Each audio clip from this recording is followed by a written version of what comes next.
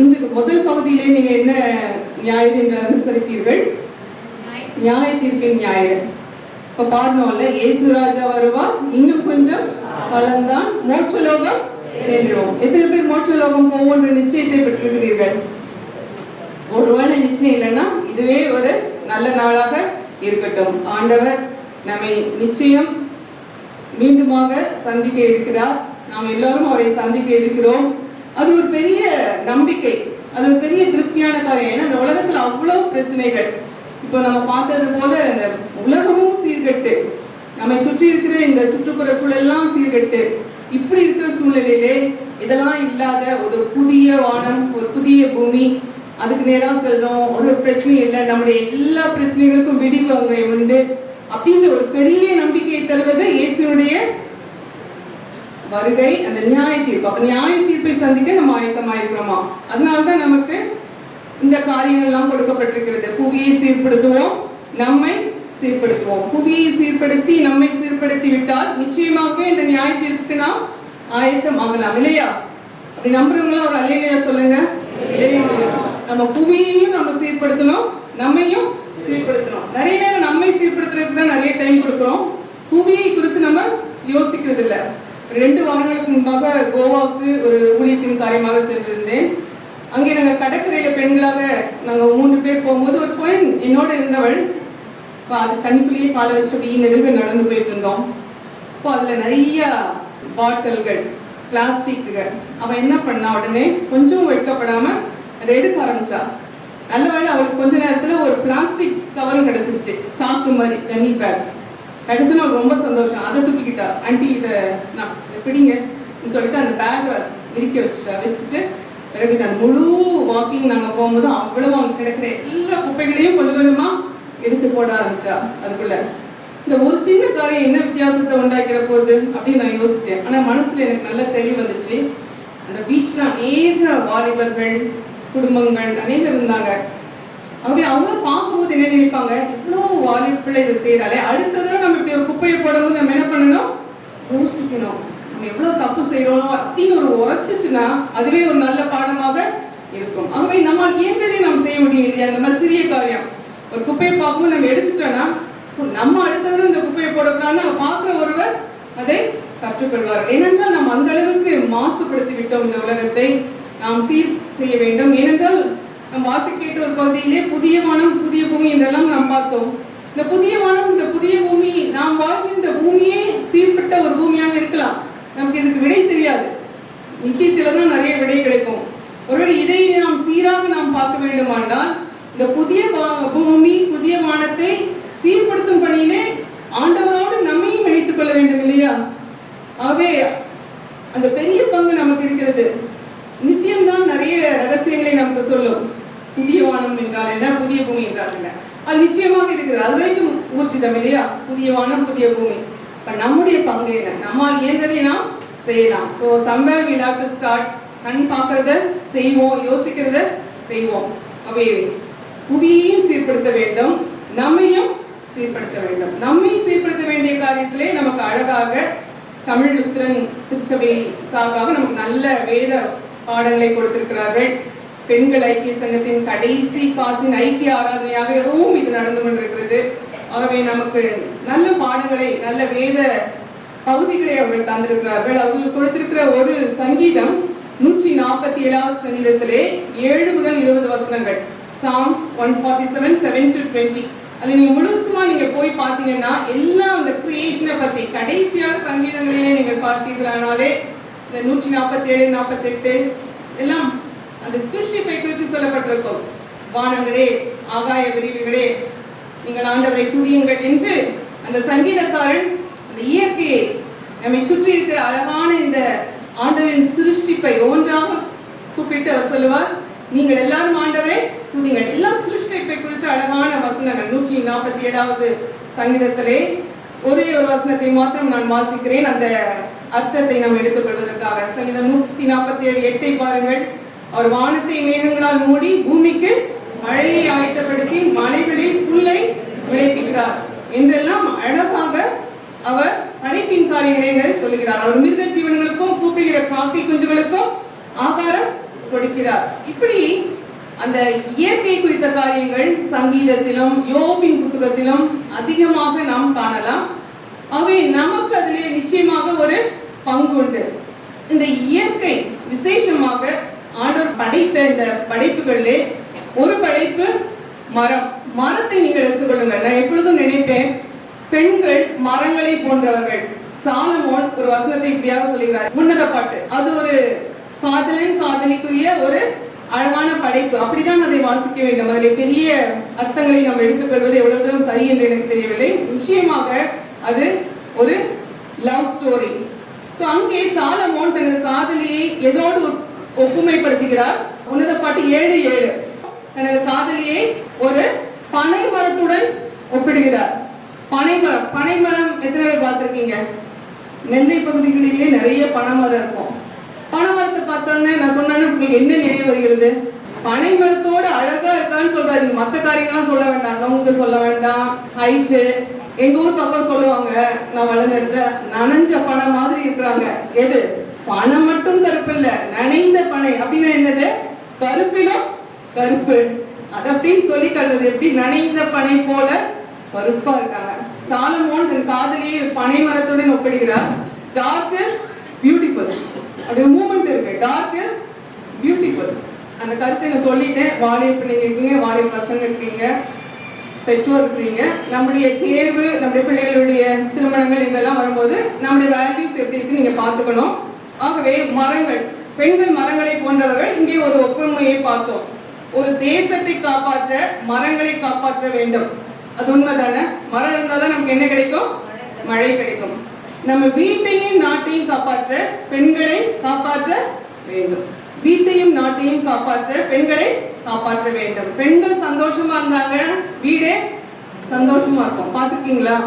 பெண்கள் அழுதுட்டு இருந்தாங்க, வீடே அழுதுட்டு இருக்கும். அந்த என்வாயன்மெண்டே மாறி. பெண்கள் சந்தோஷமாக இருக்க வேண்டும், பெண்களை சந்தோஷமாக வைக்க வேண்டும். இன்று ஏன் இதை நான் ஹைலைட் பண்றேன்? பெண்களும் இதை கொண்டாடி கொண்டிருக்கிறதுனால பெண் குழந்தைகள் இந்த நாட்களிலே நிறைய சீரழிவுகளை சந்தித்துக் கொண்டிருக்கிறார்கள். மரங்களை போல குழந்தைகள் கொல்லப்படுகின்றன. நிதர்சனமான உண்மை. நமக்கு பெண் பிள்ளைகள் இருந்தா நீங்க எல்லாம் இதை யோசித்து பாருங்க. அல்லவென்றாலும் நாம் வளர்க்கிற அந்த ஆண் மக்களையும் இப்படிப்பட்ட ஒரு நல்ல எண்ணங்களிலே அவர்களை வளர்க்க வேண்டும். ஆகவே ஆண் பிள்ளைகள் இருந்தாலும் சரி, பெண் பிள்ளைகள் இருந்தாலும் சரி, இந்த செய்தி எல்லாருக்கும் பொதுவானது.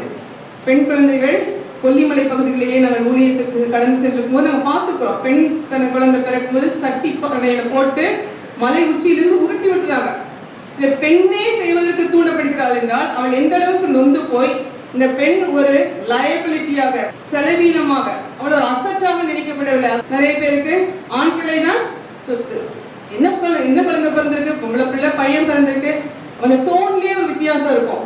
இந்த மாதிரி படித்த நாகரிகமான இடங்களிலே இருக்கிறது. ஆகவே இந்த பெண்கள் எப்படி மரங்கள்லாம் சீரழிக்கப்படுகிறதோ, இயற்கை சீரழிக்கப்படுகிறதோ, அது போல பெண்களும் சீரழிக்கப்படுகிறார்கள், கற்பழிக்கப்படுகிறார்கள். அப்படி தவறி உயிரோட வந்துட்டா அவங்க ஊம் சுற்றும் கருவறையிலிருந்து கல்லறை வரை அவர்களுக்கு பாதுகாப்பு இல்லை. அந்த கல்கத்தா டாக்டர் அவங்க என்ன சீரழிச்சாங்க பார்ப்போம்ல நியூஸ். இதெல்லாம் பார்க்கும்போது பதைக்குது. பெண்களை நம்ம இப்படி சீரழிச்சிட்டோம், எப்படி இந்த புவியை சீரழிச்சிட்டு இருக்கிறோமோ அதே போல இந்த பெண்களையும் சீரழித்துக் கொண்டிருக்கிறோம். நம்ம சைட்ல நம்ம என்னதான் பண்ண முடியும்? வரதட்சணை மரணங்கள் இன்னும் நடக்குது. அப்படியே வேற மாதிரி கதையை முடிப்பாங்க. ஆனா அந்த டவுரி இந்த சீர்கேடான ஒரு காரியம். இதை நம்ம கிறிஸ்தவ குடும்பங்கள் செய்யவே கூடாது. மரங்கள் வெட்டப்படும் போது பூமியின் சமநிலைமை எல்லாம் மாறி போகிறது. அதே போலதான் நம்முடைய குடும்பத்திலும் எல்லா சமநிலைமையும் இந்த பெண்களுக்கு நம்ம நினைக்கும் ஒவ்வொரு காரியமும் தீங்கும். அது நம்ம குடும்பத்தையும் சீரழிக்கும், நம் வாழும் இந்த சமுதாயத்தையும் சீரழிக்கும். ஆகவே சிந்தித்து பாருங்கள். மரங்கள் மழையை கொண்டு வருகின்றன, பெண்கள் நிச்சயமாக ஆசீர்வாதத்தை கொண்டு வருவார்கள். அவை நான் ஒரு குறிப்பான ஆலோசனை, ஆண் மக்கள் இங்க இருக்கிறதுனால, அது நீதிமொழிகள்ல கடைசியாக இப்படி ஒரு வசனம் இருக்கு. அந்த 31வது அதிகாரத்தின் நீதிமொழிகள் பெண்ணை பார்த்தா எனக்கு வர மனைவி அப்படிதான் இருக்கணும் அப்படின்னு நினைப்பாங்க. அதெல்லாம் ஒரு பக்கம் இருக்கட்டும். அவங்க கை வலி வந்தாலும், வயிற்று வலி வந்தாலும், என்ன வழி வந்தாலும் அவங்க வேலை செய்யணும், அந்த பெண்ணை போல வேலை செய்யணும் அப்படின்னு சிலர் எதிர்பார்த்துட்டு இருக்காங்க. ஆனா கடைசியில் ஒரு வசனம் இருக்கு, அதான் லாஸ்ட் வசனம் 31 ஈஸி டு ரிமெம்பர். 31 என்ன சொல்லுகிறது? அவள் கைகளின் பலனை அவளுக்கு கொடுங்கள், அவளுடைய செய்கைகள் வாசல்களில் அவளை புகழக்கட்டுவது. are done and let your works bring her praise at the city gate. Honour பண்ணுங்க. அவங்க கேட்கறதெல்லாம் அண்மையும் தாண்டி கணம். அவளுடைய கைகளின் பலனை அவளுக்கு கொடுங்க. நிறைய பேர் சொல்லுவாங்க உங்க மனைவி என்னங்க பண்றாங்கன்னா சும்மா தான் இருக்காங்க. சும்மா இல்ல, they are the home makers. அப்படியே அவங்க வந்து வெளி வேலை செய்யலனாலும் they are the makers of the home. இல்லத்தரசிகள் என்று அழகாக தமிழ்ல நம்ம சொல்றோம். இல்லத்தரசிகள், the queen of the house. So அவங்க எவ்வளவு செய்யறாங்க. ஒரு நாள் ஹோட்டல், இப்போ நீங்க முடிச்சோன்னா ஹோட்டல்ல தான் சாப்பிடணும்னு நினைச்சிட்டு இருக்கோம் நாங்கள். அப்போ நம்ம போகும்போது ஆர்டர் கொடுத்து வெயிட் பண்ணணும். மாத்திரமல்ல அவங்க கொடுக்குற அளவான சாப்பாடு அது என்ன அதிகம் இருக்கும், எவ்வளவு பக்குவத்துல என்ன செய்திருப்பாங்க தெரியாது. நம்ம வீட்டுல அவ்வளவு நேர்த்தியாக செய்து பக்குவம் பார்த்து என்ன குறைவாக அழகாக நேர்த்தியா செய்யும் போது அதனுடைய அப்ரிசியேஷன் எப்படி இருக்கு, நல்லா இருக்கு அப்படின்ற ஒரு வேர்டு சொல்லலாம். ஏதாவது ஒரு கிரிட்டிசிசம் சொல்லாமலாவது இருக்கலாம். அதிகபட்சம் அவங்களுக்குள்ள அவரோட தேங்க்ஸ் பண்றது, தேங்க்யூ சொல்றது ஃபேமிலியில வேண்டாம்னு நினைக்கிறாங்க. ஆனா வேணும், கட்டாயம் வேணும். நீங்க ஒரு தேங்க்யூ சொல்லி பாருங்க. காஃபி கையில கொண்டு வந்து கொடுக்கும்போது மாற்றி கூட கொடுப்பாங்க. கணவர் வந்து மனைவி கொடுக்குற குடும்பங்களையும் பார்த்துருக்குறேன். யாரா இருந்தாலும் வீட்டுல ஏன் சொல்றோம்னு நினைக்கிறாங்க. Take relationships for granted. ஆட்டோக்காரனுக்கு தேங்க்யூ சொல்ல முடியுது, ஆனா வீட்டுல இருக்கிறவங்களுக்கு தேங்க்யூ சொல்ல என்ன குடும்பத்து பிள்ளைகளுக்கு நம்ம என்ன சொல்றது? இல்ல everyone deserves it. honor her. அவர் செய்திகளின் பலனை அவளுக்கு கொடுங்க. இன்னொரு ஆழமான வசனம் நிறைய பேர் நம்ம சிந்திக்கிறது இல்ல. so give her the independence to spend money. அவளுடைய செய்திகளின் பலன். அவ சம்பாதிக்கிறதுல அவளுக்கு எதுங்க காசு ஆளுமை கொடுக்கணும், காசுல அவளுக்கு ஆளுமை கொடுக்கணும். அவங்க சம்பாதிக்கிறாங்களோ அல்லது வெளியே போய் சம்பாதிக்கிறவங்க கூட நிறைய பேருக்கு வீட்டுல அந்த சுதந்திரம் இல்லாததை நான் கண்டிருக்கிறேன். இந்த ஊழியத்தின் அனுபவங்களிலே வெளியே போய் வேலை செஞ்சு நிறைய கொண்டு வருவாங்க. அவங்களுக்கு கூட they don't have the independence to spend their money, control. so இந்த மாதிரி இல்லாம நாம் மாற்றி சிந்திக்க வேண்டும். டெஃபினட்டா அவங்கள நாம் காம்ப்ளிமெண்ட் பண்ணணும். இன்னைக்கு நீங்க செய்யாம இன்னைக்கு அழகாக ட்ரெஸ் பண்ணிட்டு வந்தாங்க, அப்போ அழகா அவங்கள காம்ப்ளிமெண்ட் பண்ணலாம். வீட்டுல பண்ணி இன்னைக்கு நீ ரொம்ப அழகா இருந்த, இந்த சாரியில அழகா இருந்த.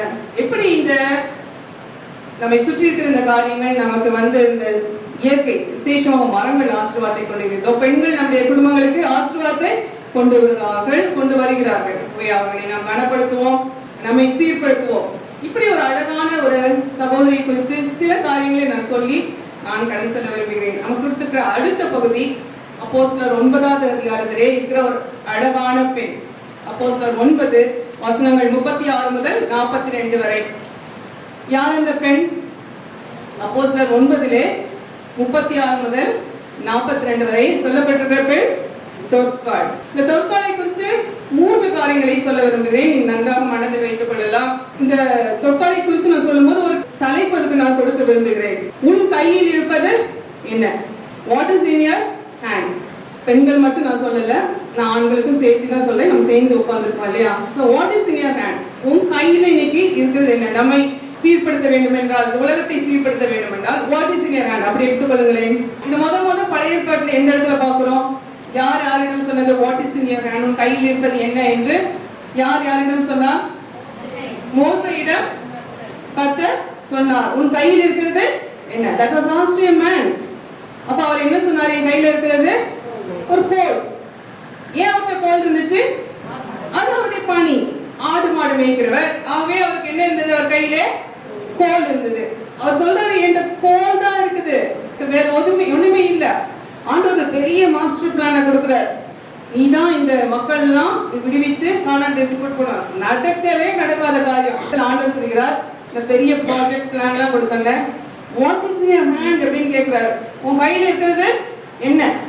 அவர் சொல்றாரு ஐயோ என் கையில ஒண்ணுமே இல்லைங்க, இந்த ஒரு கோல் தான்.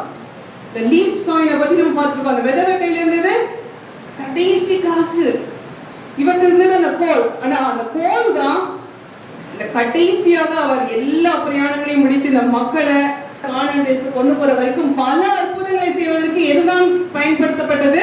இந்த கோல். கடைசி வரை ஒரு கோளுடைய மகிமையை பார்க்கிறோம். so that was his profession. அவருக்கு இருந்த அந்த கோலை ஆண்டவர் மகிமையாக எடுத்து பயன்படுத்தினார். so தொற்காளை நாம் எடுத்துக்கொள்வோம். தொற்காளுக்கும் நான் அதே கேள்வியை கேட்க விரும்புகிறேன். தொற்காளே உன் கையில் இருப்பது என்ன? அவனுடைய கையில் என்ன இருந்தது? இங்க நிறைய பெண்கள் நம்ம இங்க யோசிச்சுட்டு இருக்கலாம். எனக்கு ஒரு வெளி வேலை செய்கிறவர்கள் நிறைய பேர் இருக்கலாம், சில ஹோம் மேக்கர்ஸா இருப்போம். நான் என்ன என் கையில இருக்கு? What is in my hand? எனக்கு என்ன இருக்கு என் கையில அப்படின்னு நீங்க யோசித்தீங்கன்னா இதை நீங்க நல்லா கேட்கணும். இந்த பெண்ணை குறித்து அப்போஸ்தலர் 9:36 சொல்லப்பட்டிருக்கிறது. இந்த பெண் யோப்பா பட்டணத்தில் வாழ்ந்த ஒரு பெண். யோப்பா, அவள் ஒரு தனி பெண். அவள் குடும்பத்தை பத்தி ஒன்றும் சொல்லப்படவில்லை. விதவை, சோ எல்லாம் நெகட்டிவா தான் இருக்கு. அவளுக்கு ஒண்ணுமே கிடையாது. தனியா இருக்கிறது கொடுமையான ஒரு காரியம். ஆனா she won the situation. அவள் ஒரு விதவை தான், அவளுக்கு ஒண்ணுமே கிடையாது, சிங்கிள் லேடி. ஆனா என்ன பண்ணா அப்படின்றது இந்த ரொம்ப முக்கியமான ஒரு காரியம். அவளுக்கு என்ன இருந்தது அவளுடைய கையிலே? யோப்பா பட்டணத்திலே வாழ்ந்த 7 விதவைகளுக்கு அவள் அங்கிகளையும் வஸ்திரங்களையும் தைத்து கொடுத்தாள். அதான் அந்த ஸ்டோரி.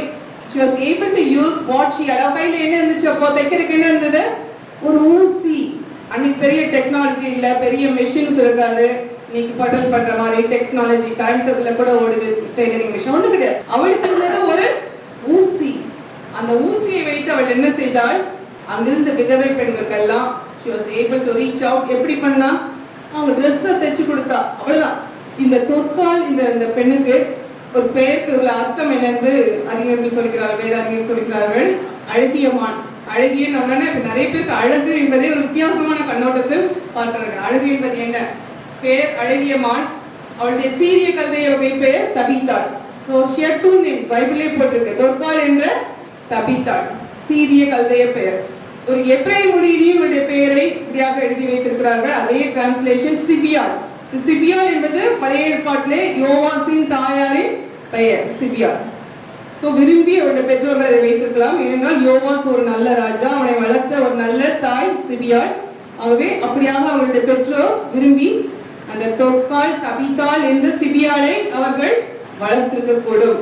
சோ இந்த முதலாவதாக இந்த பெண்ணிலிருந்து நான் கற்றுக்கொள்ள ஒரு காரியம், தொற்கால் மாத்திரமே வேதத்தில் என்ன சொல்லப்பட்டிருக்கிறது? அவள் ஒரு she, feminine genderல போட்டிருக்கு. she was a disciple. தமிழ்ல அழகாக she என்று சொல்லப்பட்டிருக்கிறது. வேதத்தில் சொல்லப்பட்டிருக்கிற ஒரே இடம் she. அவள் ஒரு disciple. வேதத்தில் பெயர் குறிப்பிடப்பட்டுள்ள ஒரே she இந்த தொற்கால். ஆண்டவரை ஏற்றுக்கொண்டிருக்கிறாள், ஆண்டவரை பின்பற்ற வாக்கு கொடுத்திருக்கிறாள். அதனால்தான் அவருக்கு என்ன பேரு? she.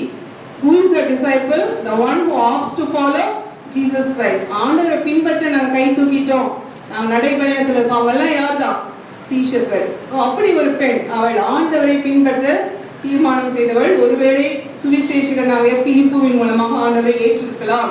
இந்த பெண் நான் சொன்னது போல தன் ஆஸ்தியாலும் ஊசியாலும் சேவிக்கும் தரிசனத்தை பெற்றாள். ஆஸ்தின்னு அவள் பெரிய பணக்காரி இல்ல, அவள்கிட்ட இருந்த அந்த கடைசி பழைய ஏற்பாட்டில் கூட தீர்க்கதரிசிக்கு ஒரு கடைசியில் இருந்த அப்பத்தையும் மாவையும் கடைசி இந்த எண்ணெயையும் அந்த தீர்க்கதரிசியை கொடுக்க வச்சு அவங்க அந்த பெண்ணுக்கு ஆசீர்வாதத்தை திரும்பமாக கொடுத்தார். அவன் ஆஸ்தி என்று சொல்லும்போது எனக்கு ஆஸ்தி இல்லைன்னு யாரும் நினைக்க கூடாது.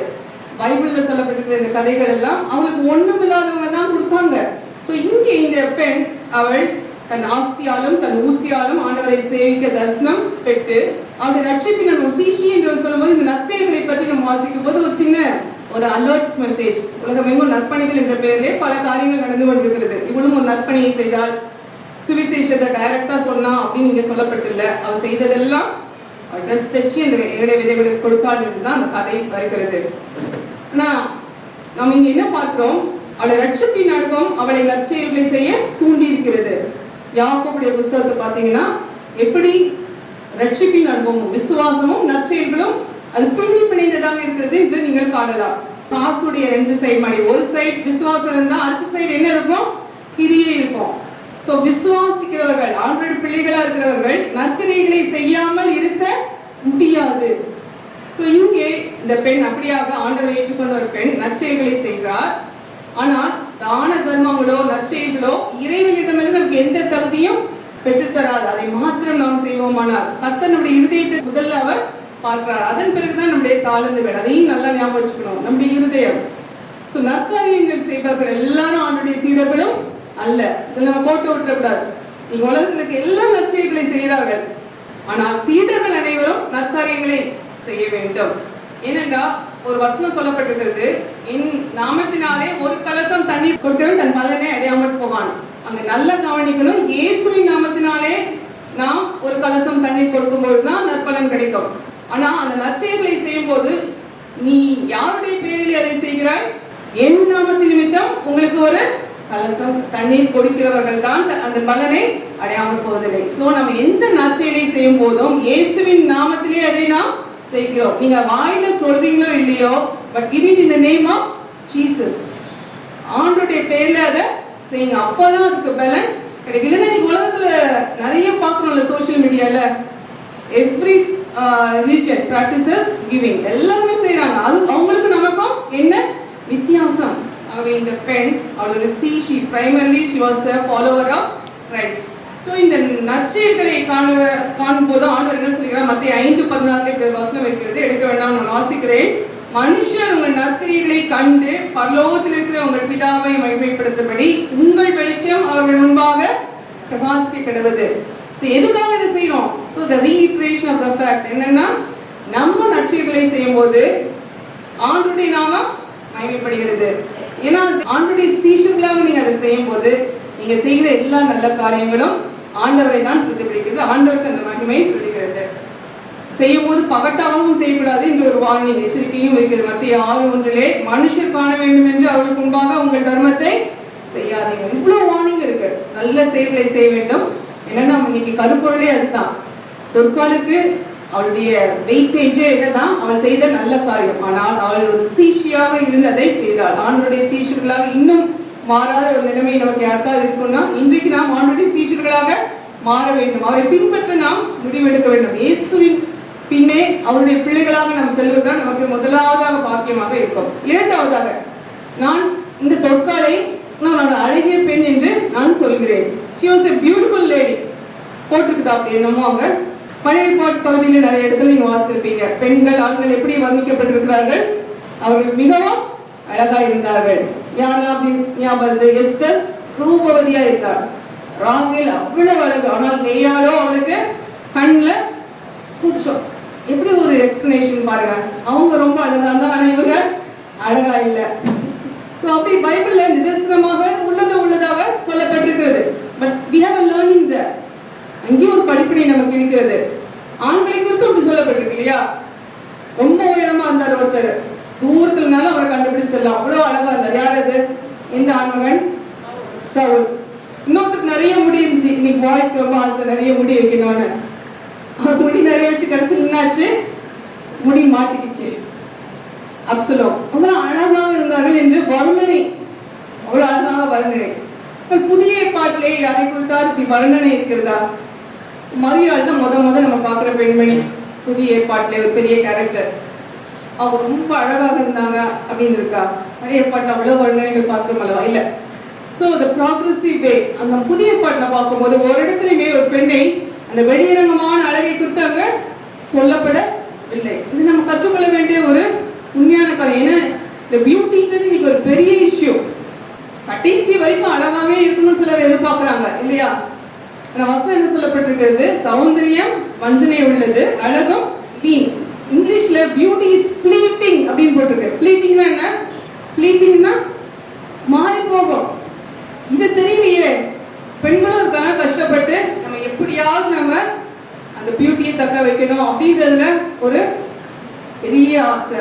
ஃபிட்னஸ் ஓகே, ஃபிட்னஸ்க்கு நம்ம ஒன்றும் சொல்லல, நம்ம ஃபிட்டா இருக்கணும். ஆனா அழகு, ஸோ இதுக்காக நாம எந்த அளவுக்கு நாம் நம்மை நாமே அதை மாற்றிக்கொள்கிறோம். இந்த எதிர்பார்ப்புகள் எப்படியாக இருக்கிறது, நம்முடைய பார்வை எப்படியாக இருக்கிறது. அதனால்தான் ஆண்டவரை குறித்து பழைய ஏற்பாட்டில் சொல்லப்பட்டிருக்கிறது, மனுஷன் முகத்தை பார்க்கிறான், கர்த்தரோ இருதயத்தை பார்க்கிறார். நம்ம ஆண்டவரை போலதான் இருக்கணும். Of course we cannot be that perfect like God, but we strive to be like God. அவரை மாதிரி இருக்கணும் இல்லையா? இந்த பியூட்டிக்கு நம்ம எவ்வளவு தூரம் நம்முடைய மேரேஜஸ்ல இம்பார்ட்டன்ஸ் கொடுக்கிறோம். அந்த உள்ள அழகு, அவங்களுக்கு எவ்வளவு அழகு இருக்கு. நான் அதைதான் இப்ப இங்க சொல்ல வரேன். இந்த பெண் ஒரு அழகிய பெண். ஏன் இந்த தொற்கால் சரீர பிரகாரமாக அழகிய பெண் இங்கு சொல்லப்படல, மாறாக அவளுடைய உள்ளழகு அழகாக விவரிக்கப்பட்டுள்ளது.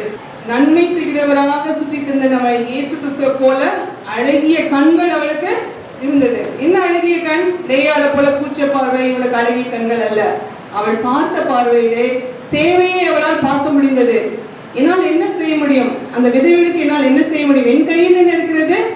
ஊசி இருக்கிறது. நான் அனைவருக்கு எனக்கு இந்த கிஃப்ட் இருக்குது. நான் கட்டாயம் தான் அவளுக்கு உடைகளை தைத்து தருவேன். இரக்கமுள்ள கண்கள் அவளுக்கு இருந்தது. அவளுடைய கரங்கள் உதவி செய்கிற கரங்களாக இருந்தது. நாங்க எத்தனையோ இடத்துல சர்ச்சஸ் போய் அந்த கம்யூனியன் கொடுக்கும்போது நான் பார்த்துருக்கேன். ட்ரைபல் ஏரியாஸ் அங்கெல்லாம் பார்த்தா அந்த உழைத்த கரங்கள் எப்படி இருக்கும், ஒரடா இருக்கும். கொடுக்கும்போது நான் பார்ப்பேன் இந்த கரங்களை, உழைத்த கரங்கள், எவ்வளவு உழைத்த கரங்கள், அது பெண்ணா இருந்தாலும் சரி ஆணா இருந்தாலும் சரி, உழைத்த கரங்கள், அதுதான் அழகு. That is beauty. உழைக்காமல் இன்று இருக்கிறது அது அழகல்ல, உழைக்க வேண்டும். இங்கே இவளுக்கு அழகான கரங்கள் இருந்தது, நேர்த்தியான கால்கள், தேவையை பார்த்து அந்த வீட்டுக்கு விதைகளின் வீட்டுக்கு ஓடி செல்லக்கூடிய கால்கள் அவளுக்கு இருந்தது. இன்றைக்கு வாஸ்தவல ஒரு வசனம் மத்தேயு 25 வஸ்திரம் இல்லாத எனக்கு வஸ்திரம் கொடுத்து, நியாய தீர்ப்பு அடிப்படையே எப்படிதான் லெஃப்ட் அண்ட் ரைட்ல எப்படி பிரிக்கிறார் ஆண்டவர். அப்கோர்ஸ் ரட்சிப்பின் அனுபவம் நம்பர் 1, ரட்சிப்பின் அனுபவம் ஆண்டவர் சமூகத்தை போக முடியாது. But equally the second pedal ரெண்டும் இருக்கணும். அதனால நான் ஆரம்பத்திலிருந்தே சொல்லிட்டு இருக்கேன், அந்த ரட்சிப்பும் நற்கிரியையும். ஸோ நம்ம ஆண்டோடைய பிள்ளைகளா இருந்தாதான் பரலோகராஜ்யத்துக்கு போக முடியும். அது நிச்சயம், அது முழு உண்மை, வேதத்தின் முழு உண்மை. ஆனால் இந்த பகுதியிலே நம்ம கேட்ட அந்த பகுதியை நியாய தீர்ப்பின் நாளிலே 2 பக்கமா பிரிக்கும் போது எந்த அடிப்படையில் ஆண்டவர் பிரிச்சிருக்கிறாரு? Very clear. அதுல ஒரே ஒரு வசனத்தை நான் வாசிக்க விரும்புகிறேன். மத்தேயு 25:36. ஏன்னா நம்ம இந்த தொற்காலத்துக்கு பொருத்தமாக வருகிறது. வஸ்திரம் இல்லாத இருந்தேன், எனக்கு வஸ்திரம் கொடுத்தீர்கள், மிகவும் சிறியவராகிய என் சகோதரான இவர்களில் ஒருவனுக்கு நீங்கள் என்ன செய்தீர்களோ அதை எனக்கே செய்தீர்கள். இதுதான் மார்க்கர். அன்னைக்கு அந்த பேரபிள், அந்த கதையில அவர் சொல்ல விளைந்த அந்த கதையிலே 2 பக்கமா பிரிச்சது ஒரு குரூப் அவர் நற்செயல்களை செய்தார்கள், அடுத்த குரூப் அவர் நற்செயல்களை செய்யவில்லை. வஸ்திரம் இல்லாதவங்களுக்கு அவங்க கொடுக்கல. ஆனா அவங்க நினைச்சுட்டாங்க நாங்க கொடுத்தோம். ஆனா தான் கேட்கறாங்க, நாங்க செஞ்சோமே. ஆனா ஆண்டவர் சொல்றாரு நீ செய்யல. இவங்க அவங்க ஹம்பிளா சொன்னாங்க, இல்ல நாங்க எப்ப செஞ்சோம், நீங்க யாரால் ஒருத்தருக்கு தேவையுள்ளவருக்கு செய்தீர்களோ, என்ன செய்தீர்களோ அதை எனக்கே செய்தீர்கள்.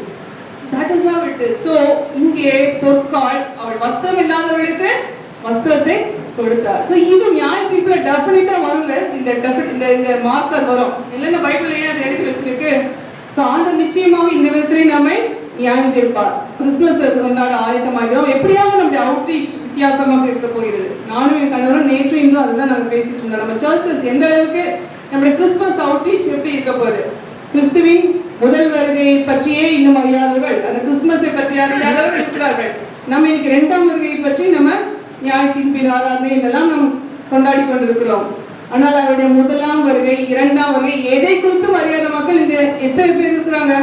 கடவுள் கிருபையாக வட இந்தியாவில் பல இடங்களிலே ஊழியர் செய்தோம். ஆகவே அந்த பார்வை எங்களுக்கு அதிகமாக எங்களை பாதிக்கிறது. இந்த இடத்துல நம்ம கிறிஸ்தவர்கள் அதிகமாக செழிப்பா இருக்கிற இடத்துல இருக்கும்போது நம்முடைய அவுட்ரீச் அப்ப, நம்ம கிறிஸ்துமஸ் அப்ப நம்ம எதை குறித்து யோசித்துக் கொண்டிருக்கிறோம், எப்படி நம்ம வித்தியாசமாக அதை செய்யலாம். நம்முடைய பழக்கத்துல நம்முடைய கிறிஸ்டியன் இன்ஃப்ளூயன்ஸ் எப்படியாக இருக்குது, உங்க நெய்பர்ஸோட உங்களுடைய ரிலேஷன்ஷிப் எப்படி இருக்கு, வேலை செய்யற இடத்துல நான் கிறிஸ்டியன்ஸோட உங்க ரிலேஷன்ஷிப் எப்படி இருக்கு. நல்ல ஃப்ரெண்ட்ஸ் கட்டாயம் எல்லா இடத்துலயும் இருக்கிறாங்க. எல்லா இடத்துலயும் ஃப்ரெண்ட்ஸ் இருக்கிறாங்களா, நான் கிறிஸ்டியன்ஸ் இருக்கிறாங்களா, எல்லாருமே இருக்கிறாங்க இல்லையா. ஆண்டவரை பற்றி அறியாதவர்கள், நம்முடைய ஆண்டவரை தெரியாதவர்கள் இருக்காங்க. So how best can we reach out to them? டெஃபினட்டா எல்லாருமே கிறிஸ்துமஸ்க்கு சாப்பிட விரும்புவாங்க. அந்த கல்ச்சர்லாம் இப்போ நம்ம போயிடுச்சு. கேக்கு மிக்சர்லாம் அவங்க கொடுக்கல, தீபாவளிக்கு நாங்களும் கொடுக்கல. வேணாம், தீமை நன்மையினால் வெல்லுவோம். Let's break it.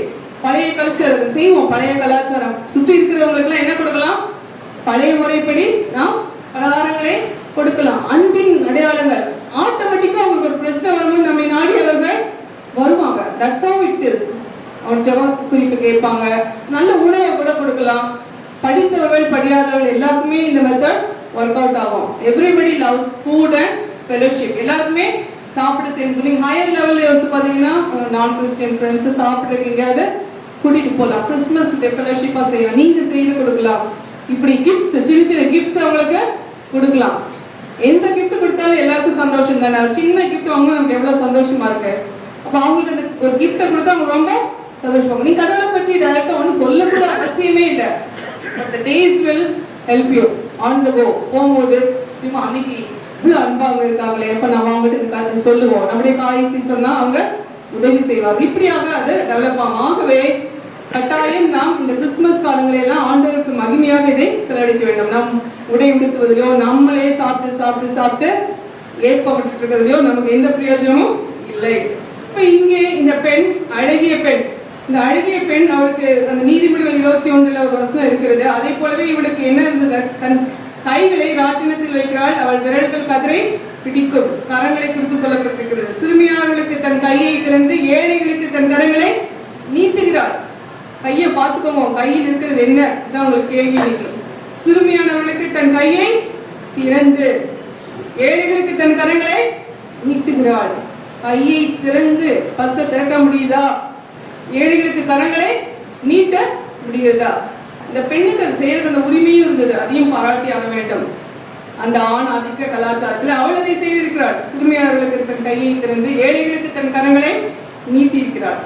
ஆகவே உதவும் கரங்கள் அழகிய கரங்களாகும், வேலை செய்யும் கரங்கள் அது அழகிய கரங்களாகும். இது ஒண்ணுமே இல்லை, நான் ஒண்ணுமே செய்ய முடியாது, நான் வீட்டில் இப்படிதான் இருப்பேன் அப்படின்னா இல்லை. அவள் உதவினாள், அவளுடைய கரங்கள் அழகிய கரங்களாக இருந்தது. அவள் ஏழைகளுக்கு தன் கையை நீட்டினால் அவள் கரங்கள் அழகிய கரங்களாக இருந்தது. ஆகவே இவள் ஒரு சீஷி, இவள் ஒரு அழகி, கர்த்தருக்கு பயப்பட்ட ஒரு அழகி. கடைசியாக இவர் ஊழியக்காரி என்று நான் கருதுகிறேன். எப்படி ஊழியம் செஞ்சால்? she was definitely a minister of God. ஊழியக்காரி. இந்த கதை கிளைமேக்ஸ் என்ன? இவ்வளவு நல்ல இந்த பெண் என்ன ஆயிட்டா, திடீர்னு ஒரு நாள் இறந்துட்டா. அதுதான் ஸ்டோரி. அந்த நேரத்திலே அவளை சுற்றி இருந்தவங்க எல்லாம் என்ன பண்ணாங்க? அடுத்த ஊர்ல ஒரு ஊழியக்காரர் வந்திருக்கிறாரு. யார் அவர்? பேதுரு. அவர் வந்திருக்கிறாரு. அவர் அந்த இடத்துல அநேக அற்புதங்களை செய்து கொண்டிருக்கிறார். அப்பதான் இதுக்கு முந்தின அற்புதமாக நீங்க அதை பாத்தீங்கன்னா, அனனியான் ஒரு திமிர்வாதக்காரனை பேதுரு சுகப்படுத்திருப்பார் அடுத்த ஊர்ல. அந்த நியூஸ் வருது வாய்மொழியாக, அங்கே ஒரு ஊழியக்காரர் இப்படி செய்திருக்கிறாரே, நாம் ஏன் அவருக்கு இவரை பற்றி தொகலை பத்தி சொல்லக்கூடாது? ஏன்னா அவளால் வேதனை தாங்க முடியல. ஐயோ, இவ்வளவு தூரம் உதவி செஞ்சுட்டாங்க, டக்குன்னு இறந்து போயிட்டாங்க, நம்ம என்ன பண்ணுவோம், நமக்கு என்ன உதவி இருக்கிறது அப்படின்னு அவள் கலங்கி பேதுருவுக்கு அவருக்கு சொல்லி விடும்போது பேதுரும் அங்கே வருகிறார். பேதுரு அங்கே வந்து அங்கே ஒரு மகாபெரிய அற்புதம் நடக்கிறது. அப்போஸ்தலர் நிருபத்திலே இயேசுடைய உயிர்த்தெழுதலுக்கு பிறகு நடந்த முதல் உயிர்த்தெழுதல் இந்த அற்புதம் தான். ஸோ எவ்வளவு ஒரு டிராமாட்டிக் எஃபெக்ட், எவ்வளவு ஒரு சுற்றிலும் எவ்வளவு ஒரு பெரிய நல்ல தாக்கத்தை அது உண்டாக்கி இருக்க வேண்டும். ஏனென்றால் இங்கே ஒரு அற்புதம் நடந்து விட்டது. இது சுகமளிக்கிற அற்புதம் தான் அது வரைக்கும் நடந்துட்டு இருக்காரு. இங்கதான் ஃபர்ஸ்ட் டைம் இயேசுவின் உயிர்த்தெழுதலுக்கு அப்புறம் ஒரு ஊழியர்கள், பழைய ஏற்பாட்டுல உயிர்த்தெழுதல் நடந்திருக்கு, ஆனா ஆக்ஸ்ல அப்போஸ்தலர் நடந்த முதல் உயிர்த்தெழுதல் இது.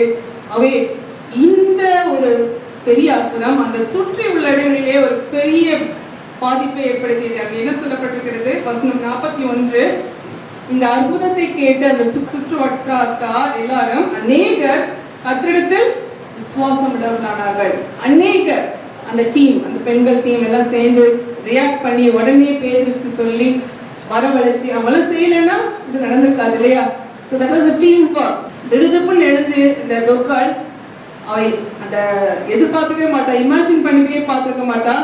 மக்கள்லாம் அழுகிறத அவ கண்மனால பார்க்க முடிஞ்சிருக்கும். அவங்கெல்லாம் வந்து அந்த ட்ரெஸ் எல்லாம் காட்டி காட்டி அதை அவங்க சொன்ன அந்த காரியங்கள்லாம் இது நம்மளுடைய இன்னைக்கு நிலைமையில யோசிச்சு பாருங்க. நம்ம ஒரு மதித்த வீட்டில் திடீர்னு அவங்க எழுப்பிட்டாங்கன்னா அவங்களுக்கு எப்படி வித்தியாசமா இருக்கும் இல்லையா? ஸோ அதை அவளால் பார்க்க முடிஞ்சிச்சு. அவளை குறித்து சொல்ல நற்காரியங்களை அவளே காரியங்கள் கொடுத்து கேட்க முடிந்தது. அந்த செய்தி அநேகரை ஆண்டவர்களுக்குள்ளாக கொண்டு வந்தது. அதனால்தான் அவளை ஒரு ஊழியக்காரி. லாசு உயிரோடு இருந்த போது கூட வசனம் இப்படியாக சொல்லுகிறது, அநேக யூதர் இயேசுவில் விசுவாசம் வைத்தனர். இந்த உயிர்த்தெழுதலை பற்றி பேசுகிற நாம் ஆவிக்குரிய உயிர்த்தெழுதலும் இவ்வாறாகவே இருக்கிறது. மாற்றப்பட்ட வாழ்க்கை மாற்றாரை இரட்சகரிடம் கொண்டு வரும். நம்முடைய உண்மையாகவே மாற்றப்பட்ட ஒரு வாழ்க்கை. இந்த பாருங்க அவங்க எப்படி இருந்தாங்க, இன்னைக்கு பாருங்க ஆண்டவரை ஏற்றுக்கொண்ட பிறகு அவருடைய வாழ்க்கை அவ்வளவு நல்லா இருக்கும். இப்போ நெய்பர்ஸ், உங்களுடைய கலீக்ஸ், கூட படிக்கிற பிள்ளைகள் சொல்லணும், இப்பட்ட ஒரு வித்தியாசம் இருக்கு. மாற்றப்பட்ட வாழ்க்கை அது மாற்றாரை கத்தெடுத்து கொண்டு நம்ம நிறைய வாய் திறந்து சொல்ல முடியாது. நம்ம எப்படி வாழ்கிறோம், எப்படி வித்தியாசத்தை உண்டாக்குகிறோம், நம்முடைய ஒர்க் கல்ச்சர் எப்படி இருக்கு, மற்றவர்களை விட நம்ம திறமையாக செய்கிறோமா, நம்முடைய டிசிப்ளின் எப்படி இருக்கு, படிக்கிறதுக்குள்ள டிசிப்ளின் எப்படி இருக்கு, நம்முடைய வீட்டிலே நம்ம நற்சாட்சி, அடுத்த வீட்டுல என்ன கேட்டுட்டு இருக்காங்க நம்மளை பத்தி, நம்ம பாட்டு சத்தம் கேட்குதா இல்லை நம்முடைய சண்டை சத்தம் கேட்குதா? So that makes a difference. So மாற்றப்பட்ட வாழ்க்கை மாற்றாரை இரட்சகரிடம் கொண்டு வரும்.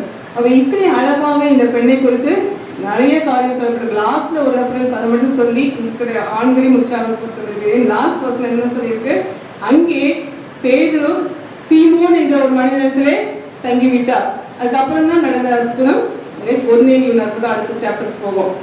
சீமோன் கூட அவருடைய சிறப்பு என்னன்னா, அவர் வந்து he was working with the hand.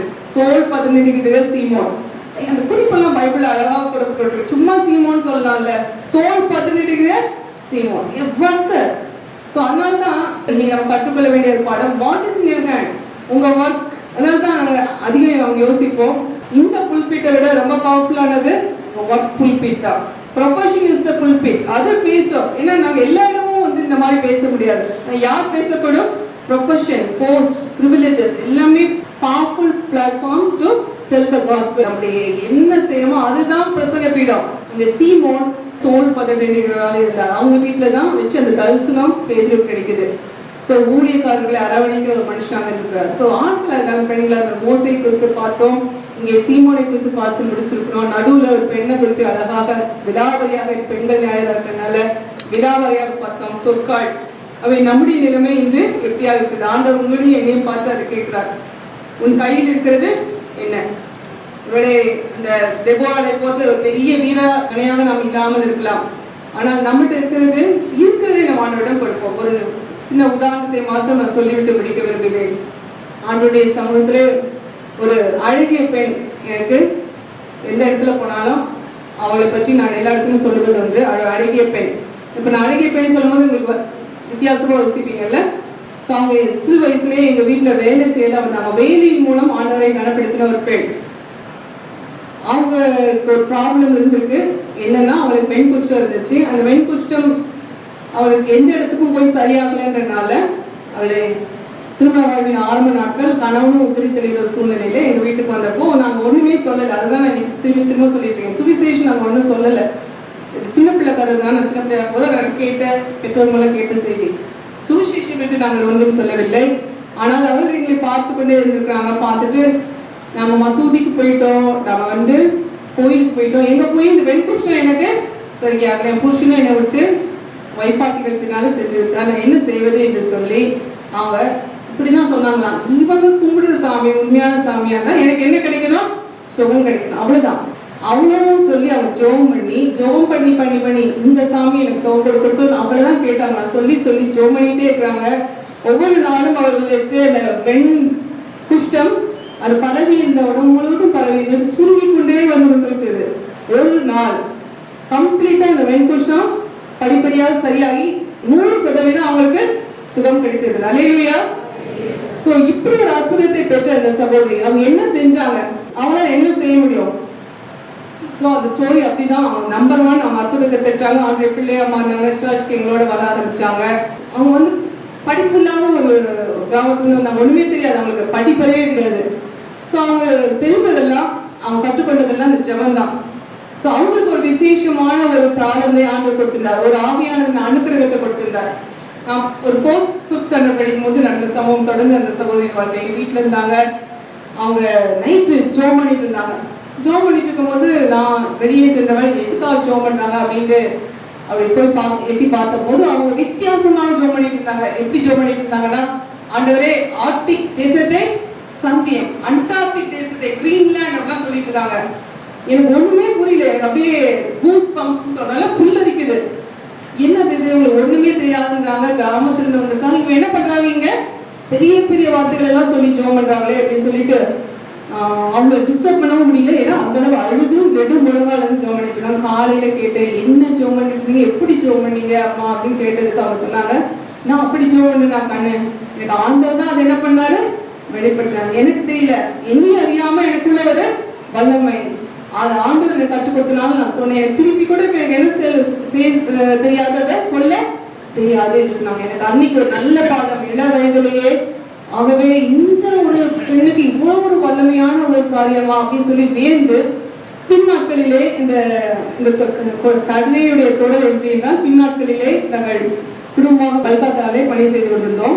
Students, seminary students மத்தியிலே பணி செய்து கொண்டிருந்தால் அவங்களுக்கு மிஷனரி பயோகிராபிஸ் காட்டுவதற்காக வீடியோஸ் போடும்போது ஒரு வீடியோ டிரான்ஸ்ஃபர்மேஷன் என்ற ஒரு வீடியோ இருந்தது. அதில் பார்த்தோம்னா இந்த கிரீன்லாண்ட் இவங்க ஜோம் பண்ணாங்களே ஒவ்வொரு கண்ட்ரீஸ்க்கும் எப்படி சுவிசேஷம் சமீப நாட்களிலே அவங்களுக்கு சென்றிருக்கிறது.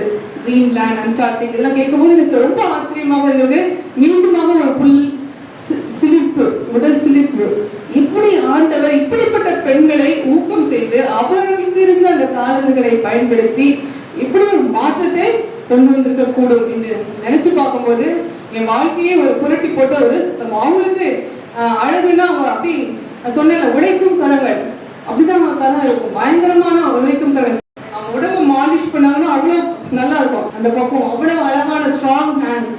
அவங்களுக்கு இந்த உள்ளழகு, இந்த அழகு நான் ஆண்டவர் அவர்களை வல்லமையாக பயன்படுத்தி இந்த ஜெபத்தின் மூலமாகவே அவர்கள் எல்லா இடங்களுக்கும் கடந்து சென்றாங்க. நம்ம இந்த வாசித்த நீங்க இந்த புக்ல கூட ஒரு லைன் அருமையாக நீங்க வாசிங்க. என்ன சொல்லப்பட்டிருக்குன்னா, ஜெபம் மட்டுமே நாட்டின் எல்லைகளையும் தாண்டி மாற்றத்தை கொண்டு வர முடியும். ஸோ நம்ம சாக்கு போக்கு சொல்ல இடமே இல்லை. என்கிட்ட ஒண்ணுமே இல்லை, பிரேயர்ன்ற டூல் இருக்குதா, எல்லாருக்கும் முடக்கிறதுக்கு முழங்கால் இருக்குதா, கூப்பிடுறதுக்கு கை இருக்கா, முட்டி போடுறதுக்கு ஒரு இடம் இருக்கா, விட போதும் நம் விந்தையான காரியங்களை ஆண்டவருக்காக செய்ய முடியும். அவை கண்களை மூடி நாம் ஜெபம் செய்வோம். ஆண்டவரே, இந்த கையில் இருக்கிறது என்ன என்று இந்த நாளிலே நீர் கேட்கும் போது நாங்கள் என்னத்தை நாங்கள் செய்கிறோம் என்பதை யோசிக்க விரும்புகிறோம். ஆண்டவரே, ஒரு விசையாக இந்த மோசையை போல, இந்த சீமோனை போல இவர்களெல்லாம் இப்படியாக உண்மையாக அவர்கள் கரங்களில் இருந்த பொருள்களை வைத்து சேவித்தார்களோ, இப்படி மாற்றங்களை கொண்டிருந்தார்களோ, இந்த பொருட்கள் ஆண்டவரே இவ்வளவு அழகாக அவளை குறித்து நம்ம யோசித்தோம். ஆண்டவரே, அவள் உண்மையாகவே உங்களுடைய சீஷியாக உள்ளழகு வாழ்ந்தவளாக உதவி கரங்களை நீட்டுகிறவளாக இருந்தாலே சுவாமி. அப்படிப்பட்ட கிருபைகளை எங்களுக்கு தாரும். நாங்கள் கேட்ட இந்த கடைசி கதையிலே இந்த ஜெபம் என்ற அந்த பெரிய வலிமையான கருவியை நாங்கள் பயன்படுத்த இருந்த இடத்துல இருந்தே உலகத்தின் மூளை முடுக்குகளுக்கும் உடைய அன்பை நாங்கள் எடுத்து சொல்ல தொடர்ந்து எங்களுக்கு உதவி செய்யும் சுவாமி. ஆண்டவரே, கடைசி நாளிலே நான் எல்லாருமேலும் நாவை ஊற்றுவேன் என்று சொன்னீரே. உங்கள் குமாரனும் உங்கள் குமார்த்திகளும் தீர்க்க தரிசனம் சொல்லுவார்கள் என்று சொன்னீரே. ஊழியக்காரிகள் என்று சொன்னீரே. ஆண்டவரே, நாங்களும் ஊழியக்காரிகள் என்பதை உணர்ந்தவர்களாக தொடர்ந்து நாங்கள் அதை சிறப்பாக எங்கள் பணியை நாங்கள் செய்ய எங்களால் இயன்றதை, இவள் தன்னால் இயன்றதை செய்தால் என்று ஒரு சகோதரி குறித்து சொன்னீரே. அப்படி எங்களால் இயன்றதை செய்ய தொடர்ந்து எங்களுக்கு கற்றுத்தார் வெள்ளத்தான சுவாமி. நாங்கள் சாக்கு போக்கு சொல்ல இடமில்லை. நியாய தீர்ப்பு நாளிலே அங்கு நாங்கள் ஏற்றுக்கொள்ளப்பட வேண்டும். ஆண்டவரே, இந்த உந்துதலை எங்களுக்கு தாரும் சுவாமி. இந்த கிறிஸ்துமஸ் நாட்களுக்கு ஆயத்தமாகிற வேளையிலே நாங்களும் அதை அர்த்தமுள்ள வகையிலே கொண்டாட எங்களுக்கு தொடர்ந்து உதவி செய்யும். நல்ல சிந்தனைகளை தாரும். தனிப்பட்ட விதத்திலும் குடும்பமாக சபையாக நாங்கள் இதில் நல்ல மாற்றங்களை நாங்கள் கொண்டு வர, எங்கள் முறைமைகளிலே மாற்றங்களை கொண்டு வர, அணுகுமுறைகளிலே மாற்றங்களை கொண்டு வர எங்களுக்கு உதவி செய்யும். இயேசுவின் மூலமே கேட்கிறோம் நல்ல பிதாவே.